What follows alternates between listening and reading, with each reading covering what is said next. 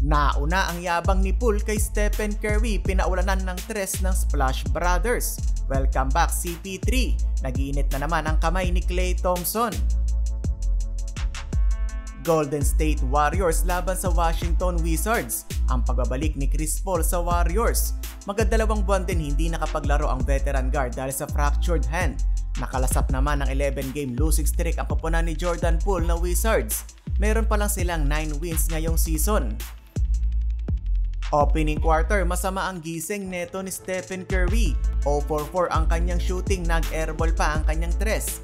Habang si Jordan Poole gustong pasikatan netong si Stephen Curry. Crossover sidestep at tumira sa Stephen Curry range. Si Kuminga ang bumida sa GSW with 8 points habang naka 5 points off the bench. Etong si Klay Thompson mga idol. Pinangunahan naman ni Kuzma ang kanyang team with 8 points on 4 of 6 shooting habang naka 5 puntos si Jordan Poole. End ng quarter 25-23 lamang ang Wizards. Second quarter, eto na ang bawi ng GSW. Matinding sapal ni Trayce Jackson Davis kay Jordan Poole. Defense to offense, Chris Paul nahanap ang libre si Moses Moody beyond the arc. Highlight play mula kay Moody, pinahiga ang kalaban sa kanyang crossover. Hindi makapaniwala ang bench ng Warriors. Ang pagbabalik ni CP3 at Jackson Davis connection, easy lap pass mula sa veteran point guard. 3-minute mark, showtime na etong Warriors. GP2 behind the back kay Kuminga na tinapos ng slam dunk.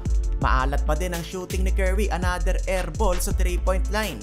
Buti na lang maganda ang laruan ngayon ni CP3, meron ng 6 points, 4 rebounds, 3 assists at 3 steals. 60-58 end ng first half. Third period, sa wakas nakatres din ang greatest shooter of all time, Stephen Curry. Sa sumunod na play, hinagis na lang ang bola kay Kuminga, slam dunk. Nagsimula ang momentum ng Warriors nang mag-init ang kamay ni Klay Thompson coming off the bench. Umiscore ng 13 points at pumukol ng 4 na tres. Umabot ng 23 points ang biggest lead ng Golden State. End ng third 98-75 lamang pa din ng Warriors. Final frame, unstoppable na si Klay Thompson, step back jumper sa mid-range. Si Klay pa nga ang leading scorer ng kanyang team, dinaig pa ang mga starters. Pinakaba pa ng Wizards si Coach Steve Kerr sa kanilang 12-2 run.